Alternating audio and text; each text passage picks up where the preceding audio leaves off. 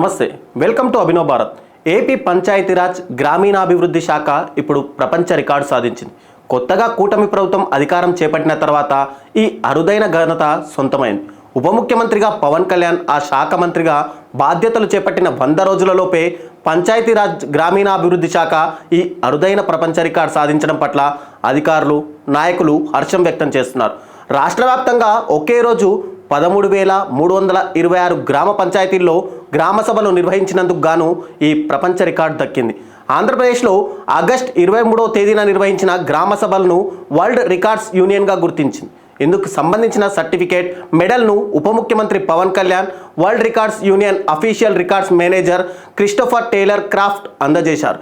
హైదరాబాద్లో పవన్ కళ్యాణ్ నివాసంలో ఈ కార్యక్రమాన్ని నిర్వహించారు. ప్రజల భాగస్వామ్యంతో ఒకే రోజు ఈ స్థాయిలో సభలు నిర్వహించడం అతిపెద్ద గ్రామ పాలనగా గుర్తిస్తున్నట్టు వరల్డ్ రికార్డ్స్ యూనియన్ ప్రతినిధి తెలిపారు. దీని పట్ల కూటమి నేతలు, సంబంధిత శాఖ అధికారులతో పాటు ముఖ్యంగా జనసేన నాయకులు సంతోషం వ్యక్తం చేశారు.